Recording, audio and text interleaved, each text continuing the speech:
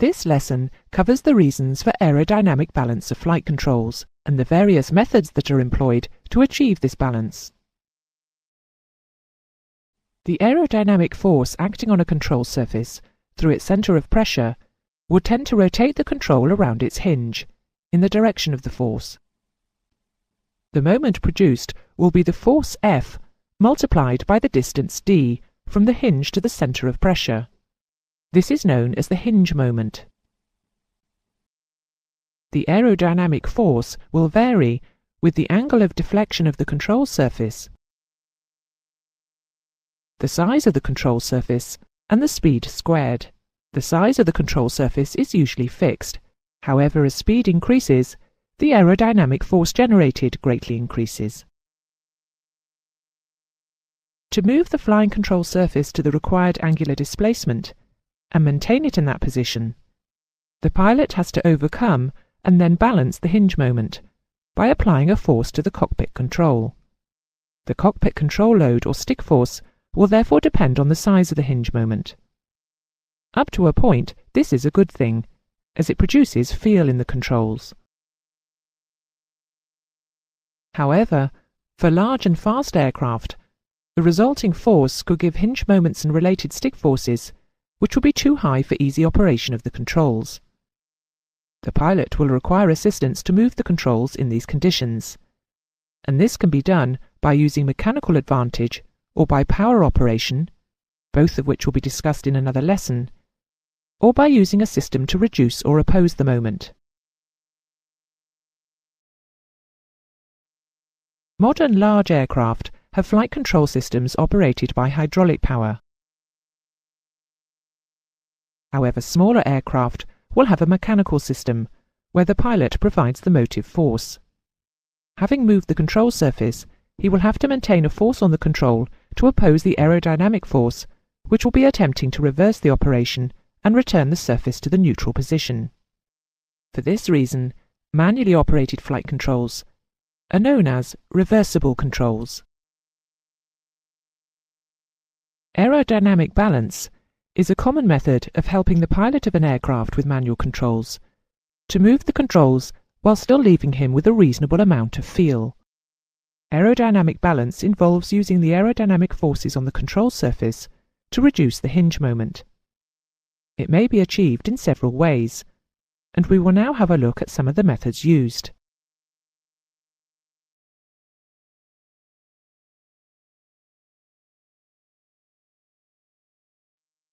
The first method we should look at is called the inset or setback hinge. Setting the hinge back in the control surface puts it nearer the centre of pressure, causing the hinge moment to be reduced. Furthermore, the airflow strikes the surface forward of the hinge, exerting a force which opposes the hinge moment and helps the pilot move the control. Setting the hinge back does not reduce the effectiveness of the control. Only the hinge moment of the force is reduced, not the force itself. It is important that the centre of pressure is not moved too close to the hinge line, as when a control is operated, its centre of pressure moves forward. If this was to take the centre of pressure forward beyond the hinge line, then all feel would be removed, or even reversed.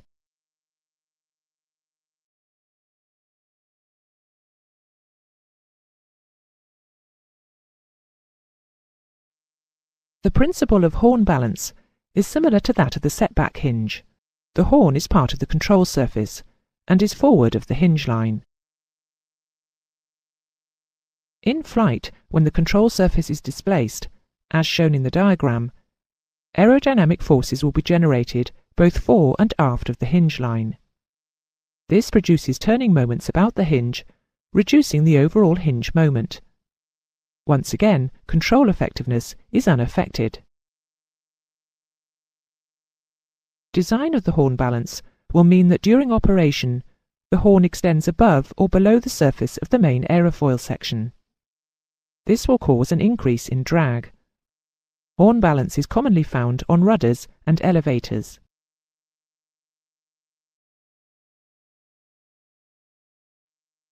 Internal balance works on the same principle as the setback hinge, but the balancing area is enclosed inside the rear of the main aerofoil section. This forms a chamber split into two halves by a flexible diaphragm, the areas of which will feel the same changes in pressure as are produced above and below the control surface. The pressure differential inside the chamber will produce a moment in opposition to the hinge moment. In our example, the control surface is moved down. Pressure above the aerofoil is reduced, and pressure below it is increased. The reduced pressure is felt on the upper surface of the balance, and the increased pressure on the lower surface. The pressure difference on the balance therefore gives a hinge moment, which is in opposition to the hinge moment on the main control surface, and the overall hinge moment is reduced. The advantage of this system over the previous two is that because the balancing area is inside the wing, there is no increase in drag. All of the previous solutions provide balance by causing some of the pressures on the control surface to act forward of the hinge line. Stick force can also be changed by small aerofoil tabs positioned at the rear of the control surface, but these do alter the effectiveness of the flying control. There are four main types of trailing edge tab device. They are the balance tab, the anti-balance tab, the spring tab, and the servo tab. These tabs are small aerofoil sections hinged at the trailing edge of the flying control surface. Their actual size will vary from aircraft to aircraft. We will now take a look at each of these tabs in greater detail.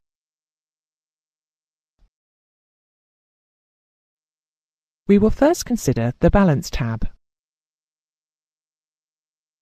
The pilot has no direct control over tab movement. The pilot's inputs to the flying control are transmitted by a linkage to move the balance tab in the opposite direction to the flying control surface.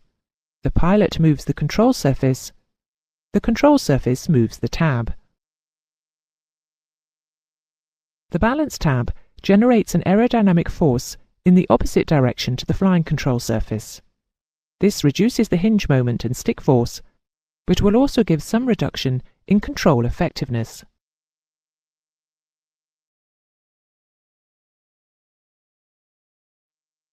Aircraft fitted with large elevators or stabilators are capable of generating very powerful aerodynamic forces due to their large surface area. For relatively small control deflections, especially at high speeds, the forces produced could cause the pilot to over-control. If this were the case, an increase in stick force would reduce the possibility of over-controlling. This can be achieved by the use of an anti-balance tab. You can see from the graphic the similarity between a balance and an anti-balance tab. The difference is that the arrangement of the control linkage causes the anti-balance tab to move in the same direction as the control surface. It can be seen from the graphic that both the tab and the control surface force act in the same direction. Anti-balance tabs are commonly used on all flying tailplanes, otherwise known as stabilators. Remember, the balance tab reduces stick force, while the anti-balance tab increases it. The servo tab is used to assist the pilot in moving the control surface.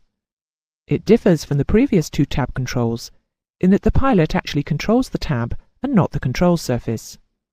Movement of the tab generates an aerodynamic force which moves the main flying control. View the sequence of events in the graphic, which depicts an elevator with a servo tab attached. As the pilot selects a nose-up pitch, note that to pitch nose up, the tab moves down, causing the elevator to move up. This does not affect the way the pilot operates his cockpit controls. You can use your mouse to step through the operation of the servo tab. Each click in the box will move it forward one step.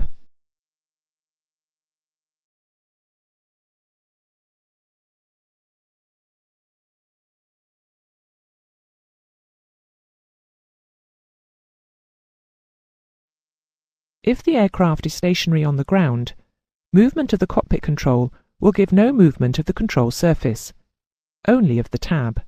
The control becomes effective as speed increases.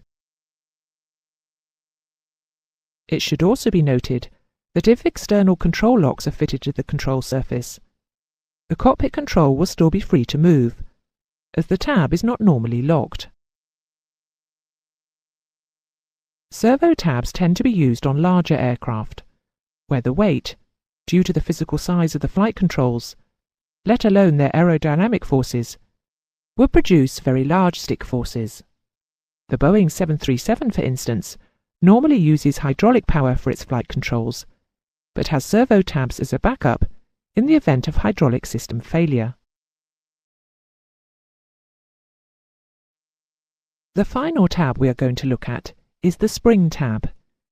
It is a modification of the balance tab, such that the tab movement is proportional to the applied stick force. Maximum assistance is therefore obtained when the stick forces are greatest. This is achieved by putting a spring in the linkage to the tab. The spring tab is used mainly to reduce control loads at high airspeeds. The pilot's control movement is transmitted to a lever pivoted on the primary control surface, but not directly operating it. Operation of the control surface is via springs. With low aerodynamic loads, the springs are strong enough not to be compressed, so the control surface moves with control input, and there is no change in the position of the trim tab relative to the control surface.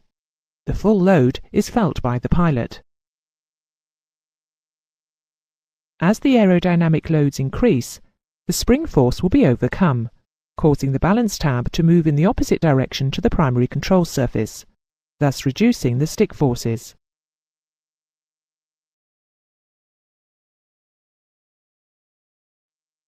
There is one more form of balancing that is applicable to flying control surfaces, but this time it has nothing to do with assisting the pilot to operate the controls or to reduce stick force. It is known as mass balancing, and its purpose is to reduce control surface flutter. Flutter is a phenomenon associated with the higher speeds of aircraft. It is an oscillation of the control surface, coupled with an oscillation and bending or twisting of the wing, fin or tailplane. It can occur on aircraft with manual or powered flight controls. Flutter is likely to occur if the centre of gravity of the control surface is behind the hinge line. Uncontrolled flutter can cause structural failure. Flutter can be prevented by moving the centre of gravity of the control surface onto its hinge line, by adding weights to the control. This reduces the inertia moments about the hinge line. This is known as mass balancing, and it can be applied to elevators, ailerons and the rudder. Common methods of mass balancing are shown in the picture. This picture shows the mass balancing of the aircraft's ailerons.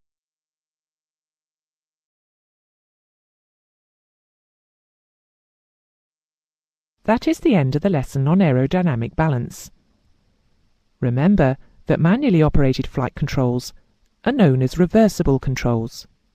Shown on the screen is a list of all the balance systems discussed in this lesson. You can click on a system to see a short summary of its purpose and operation.